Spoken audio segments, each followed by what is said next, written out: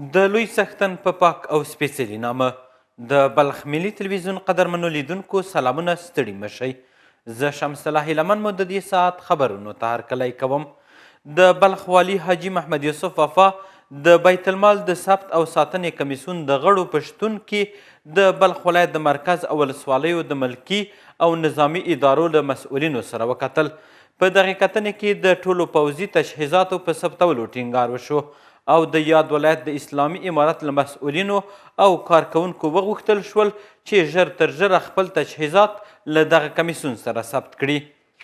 د اسلامي امارت د رهبرۍ او د بلخ ولایت د ځایي ادارې لخوا د دې ولایت له ټولو مسؤلینو وغوښتل شو چې خپل نظامي وسایل او وسلې د اسلامي امارت لخوا په جوړ شوي کمیسیون کې ثبت او راجستر کړي. د بلخ ولایت ځایي ادارې د دې ولایت له ډلګي مشرانو، ولسوالانو او د ولسوالیو امنیه قماندانانو سره په یوه ناسته کې له دوی وغوښتل چې د بیت المال د ساتنې ترڅنګ دې خپل ټول وسایل او وسلې د جوړ شوي کمیسیون سره ثبت او راجستر کړي. کومې اسلحې چې ثبتېږي دا باید ثبت کړو. دا نه راساخلي، دا نظام به چا ساتي؟ دا حکومت د چا دی؟ دا امارت اسلامي د چا دی؟ څوک یې ساتي؟ اوس په ادارو کې څوک دغه خلک دي؟ نو اوس د نظام جوړښت ته ضرورت شته، منظم کېدو ته ضرورت شته چې موږ خپل صفونه منظم کړو، خپل ځانونه منظم کړو، خپل افراد منظم کړو او ملک مخ په ترقي روان. هغه په هر بخش کې، په اقتصاد کې، په پوځ کې، په پولیس، په استخبارات کې، په ادارات کې، د هر چا د ظرفیت لوړ کړو. په ټوله دنیا کې باید چې موږ په هر بخش کې ځانونه لوړ کړو. موږ افغانستان لکه څنګه چې جهاد وځلېدی باید چې اداره هم دغه څه وځلېږي. درباره ثبت اسلحه، درباره کمیسیون طرزالعمل کمیسیون اصلاحی باید ما شما امی 20 سال کدام کمایی که کردیم اجر صاحب آخرت خود خراب نکنیم. بلخوا بیا په دې ناسته کې یو شمېر علماو د مجاهدینو د مبارزې موخه د یوه امیر تر امر لاندې د الهي احکامو پلي کول یاد کړل او له دوی وغوښتل چې د اسلامي امارت د رهبرۍ ټول فرمانونه پر وخت پلي کړي. در یک غزوه را پیغمبر علیه الصلاة والسلام چند صحابه را انتخاب میکرد، به نام احمد و محمود قماندان تعیین میشد تا جنگ خلاص شدند. وقتی که غزوه خلاص شد مسئولیت قماندانی هم خلاص میشه، همه چیز به دست امیر تسلیم میشه و بس. اگر سلاح گرفته شد، اگر جواهرات گرفته شد، اگر پیسه گرفته شد، اگر کفار اسیر شد، کاملا به دست امیر تسلیم میشه و خلاص. کم مسئولین زموږ په سر باندې ټاکل سوي دي، د هغوی د اوامرو، د هغوی د امر د تطبیق او د منلو چې د اسلامي اصولو په رڼا کې وي، دا په ځان باندې عملي کول دا د اسلامي نظام د استحکام او د ثبات لپاره مهم امور دي. د یادونې وړ ده چې د اسلامي امارت د امیر د بیت المال د ثبت او ساتنې د رئیس په حیاتۍ او د دفاع وزارت، کورنیو چارو وزارت او د استخباراتو لوی ریاست په غړیتوب یو کمیسیون جوړ کړی ترڅو په هیواد کې ټول مسؤلین خپل وسایل او وسلې له دې کمیسیون سره ثبت او رجستر کړي. د اسلامي امارت د راتګ وروسته په لومړي ځل د متحده عربي اماراتو څخه د بلخ ولایت هوایي ډګر ته د کارګو الوتنه ترسره شوه. د بلخ ولایت د مولانا جلال الدین محمد بلخي هوایي ډګر مسؤلان وایي وروسته له 3 کالو دا لومړی ځل دی چې بلخ ولایت ته د هوا له لارې سوداګریز توکي رالېږدول کیږي. د اسلامي امارت له واکمنېدو وروسته دا لومړی ځل دی چې د یوه خصوصي شرکت سوداګریز توکي له متحده عربي اماراتو څخه بلخ ولایت ته د هوایي دهلیز له لارې لیږدول کیږي. د بلخ ولایت د مولانا جلال الدین محمد بلخي هوایي ډګر مسؤلین وایي له ډېرو هڅو وروسته پر دې وتوانېدل چې د فلای سکای هوایي شرکت په واسطه بلخ ولایت ته د هوا له لارې سوداګریز توکي راولېږدوي. دوی زیاتوي له نورو سوداګرو سره یې هم په همدې تړاو خبرې کړي ترڅو خپل سوداګریز توکي هیواد ته د هوایي دهلیز له لارې وارد کړي. دغه اولین ځل دی چې د دوبۍ څخه مزار هوایي ته اول ځل دی رالی. انشاءالله امید لرو چې په آینده وخت کې به د موږ نور تجاران سره هم خبره روانه ده چې هوایي میدان هوایي دهلیز به په حاله برحاله ساتو. او دا چې دی د بیات پاور شرکت دی دا اول ځل دی چې راوړي تقریبا 14 ټنه زیات و کم اموال پکښې کېږي. بلخوا بیا د بلخ ولایت د سوداګرۍ او پانګونې خونې مسؤلان وایي په یوه هیواد کې هوایي دهلیز ډېر اړین دی ځکه قیمتي مالونه او هغه توکي چې باید ژر هیواد ته وارد شي تر ټولو چټکه لار یې هوایي دهلیز دی.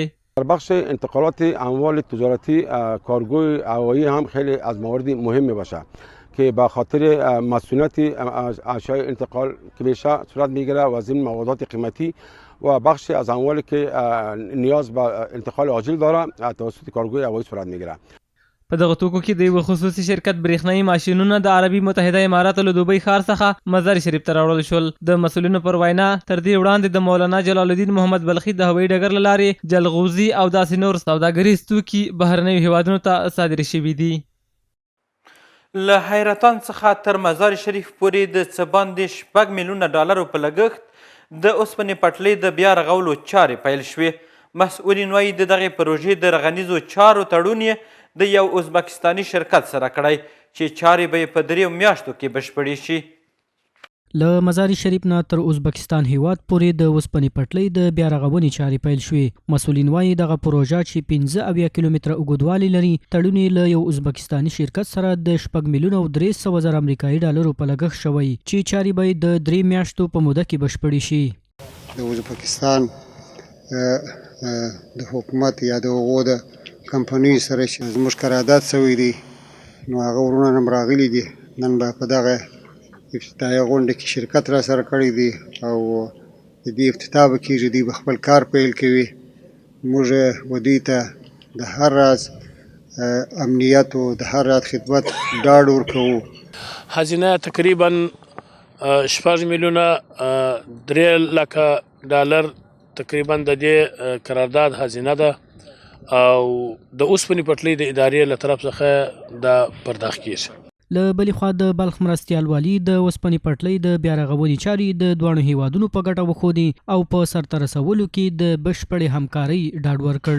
این پروژه هایی که ما شما میبینیم امروز شروع میکنیم و این پایده ای به تمام ملتی که در افغانستان هست و در ازبکستان هست و دیگر کشورهایی که در همسایه ما شما دونه هست این پایدهشان میرسد.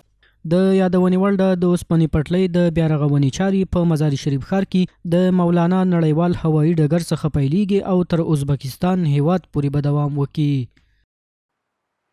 د بلخ ولایت د شاوخوا 2000 کسانو ترمنځ د روضې مبارکې په جومات کې د سیمه ییزو چارواکو په حضور کې د رسول الله صلی الله علیه وسلم د سیرت ستره رقابتي سیالۍ ترسره شوه.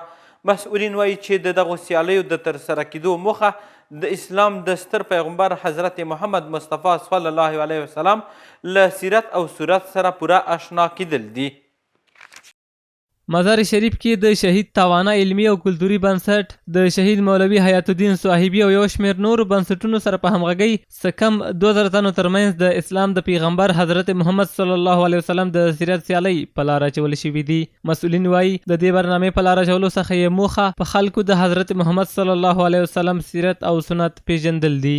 هدف از برگزاری مسابقه نهادینه شدن کارنامه های حیات طیبه رسول معظم اسلام صلی الله علیه و سلم است تا جوانان ما و امت محمد مصطفی صلی الله علیه و سلم از کارنامه های زندگی و حیات طیبهشان آگاه شوند و عمل بکنند به سیرت محمد مصطفی صلی الله علیه و سلم. ما از سیرت این را برداشت میکنیم که پیامبر صلی الله علیه و سلم شخصیت مهربان بوده، شخصیت لطیف بوده و شخصیت بوده که به خاطر امت خود جان داده و امو احساس پیامبر صلی الله علیه و سلم ما درک میکنیم. اگر زیاد نمیتونیم کم درک میکنیم از خواندن مطالعه سیرت. له بل لوري د دې سیالیو ګډون کوونکي وایي د داسې برنامو جوړولو ګټې ډېرې دي ځکه د همداسې سیالیو له لارې مو ټولنه سم لور ته حرکت کوي او ځوانان دې ته هڅوي چې په خپلو چارو کې د حضرت محمد صلی الله علیه وسلم په څیر سلوک او چلند وکړي. میتواند که هر شاگردی که در این مسابقه شرکت بکند و از زندگانی نامه حضرت محمد مصطفی صلی الله علیه وسلم باخبر شود و از زندگی نامه اصحاب کرام رضوان الله تعالی علیهم اجمعین باخبر شود. خواهش من امین است که از رؤسا و علما و بزرگان این امارت اسلامی امین است که باید که همچون برنامه هایی را برای ما که پیاده ما مهیا بکند تا اینکه ما که است تمام زندگی و امور دینی زندگی خود را که است بنا بر طبق سنت محمد مصطفی صلی الله علیه و آله و سلم پیش ببریم. د یادونې وړ ده چې دا 5م ځل دی په مزار شریف کې د بیلابیلو بنسټونو لخوا د پوهنې ریاست سره په همغږۍ د سیرت النبي صلی الله علیه وسلم سیالۍ په لاره چول کیږي. د بلخ ملي تلویزیون قدرمنو لیدونکو زموږ خبرونه هم دومره وو. له پاملرنې مو مننه. تر بیا مو الله مل.